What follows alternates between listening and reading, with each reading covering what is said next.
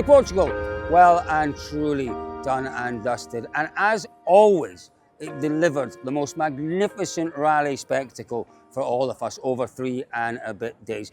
But look, before we go into our overall results, Sundays are not just normal Sundays, they are Super Sundays. Talk to us about Super Sunday. Winners and losers today. Big winner has to be Ott Tanak. We know the heartbreak he went through yesterday with that power steering problem. He's managed to climb up to second place and gain all 10 points in a quite dominant fashion, it has to be said, in the Super Sunday and the Power Stage. So he's only scored 1 fewer point than rally winner Sebastien Ogier. So great for his championship. Losers, Elfyn Evans.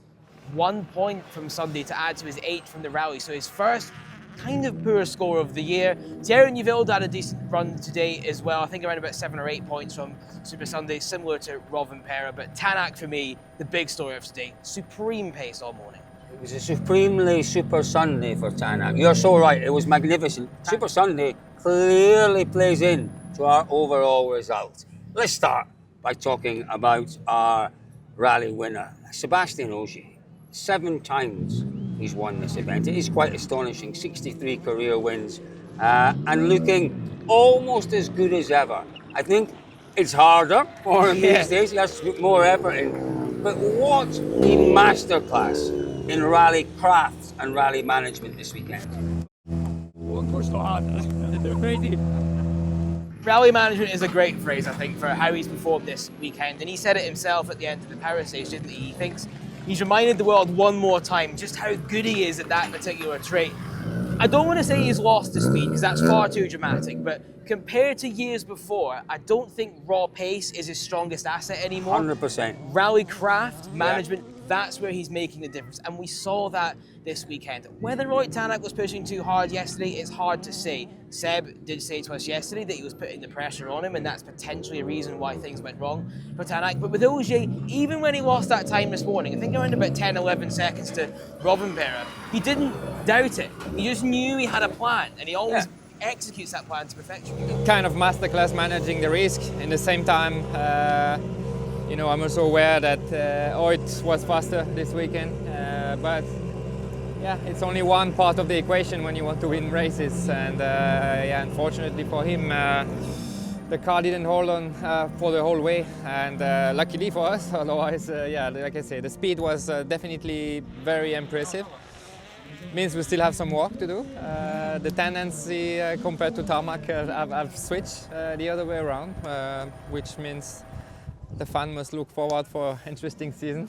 Now, in second place, I loved this battle this morning. And do you know what?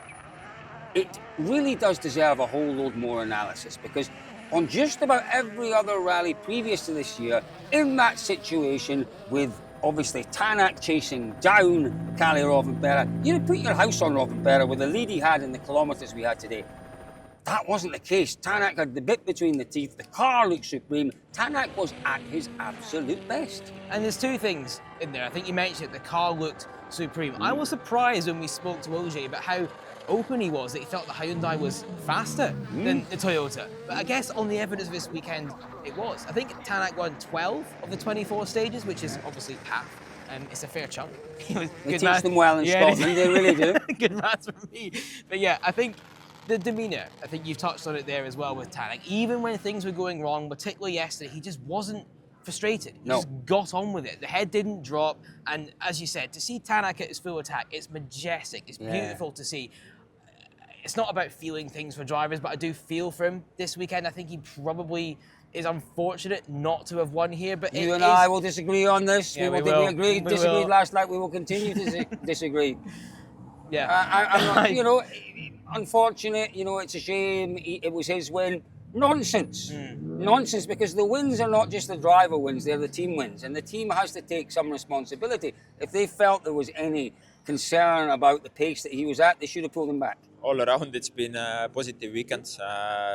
Friday, we really couldn't find any, let's say, not a good flow in the car. Saturday morning first stage still struggling a bit, but since then we managed to tweak the car a bit, and I was able to enjoy my driving.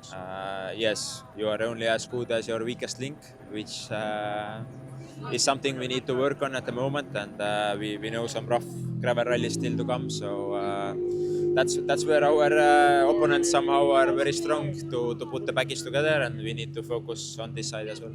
What about then Kalle Rovanperä in the title race? It's a faltering start. He was majestic in the Canaries. He was absolutely a level above everyone else, maybe a bit more than a level above.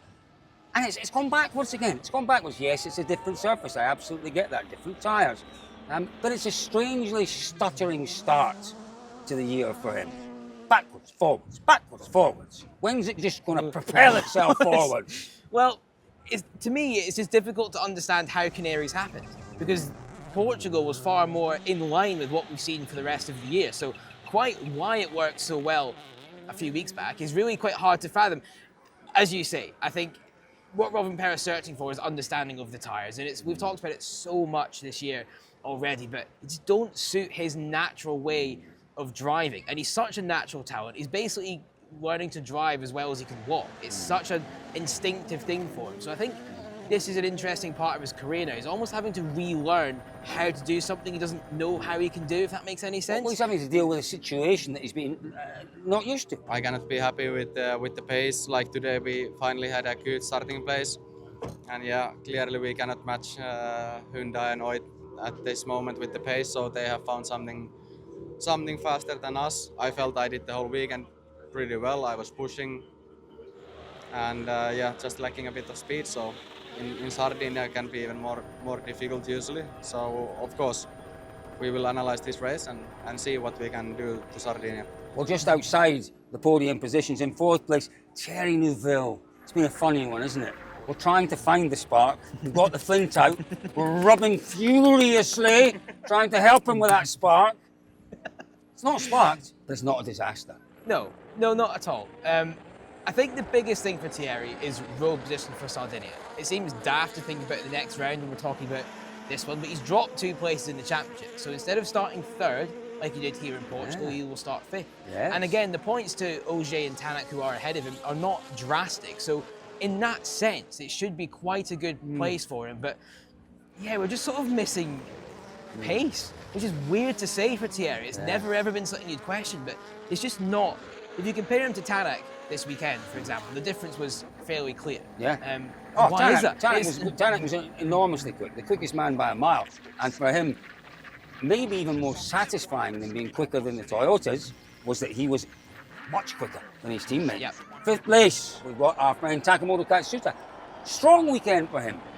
He got frustrated. He showed some great pace. He was right up there at times. At other times, he got frustrated with his pace. This is a great way to keep building on consistent momentum. This year already is a perfect case in point. Sweden, amazing performance. Kenya, Monte Carlo, not so amazing. Here, he's done the job. You can't really expect too much more from him. The guys ahead are all more experienced. They've got a lot of pace. They're all world champions. Indeed, on top 4 of this rally, actually, great stat. The first time since Turkey 2005, I believe, we've had the top 4 are all world champions. Don't ask me to remember who they'll be. It was 05, Solberg, Loeb, Gronholm, and someone else. Sainz? Would he have been Sainz is what I'm thinking. He could have been, yeah, because Duval was dropped. Yeah, Anyway, Duval was dropped because of his performance in Cyprus, wasn't he? So Turkey came after. You're quite right. Well, there you go. There you go. Wonderful stats. You are the stato of our little team here. You might even be the stato of the WRC.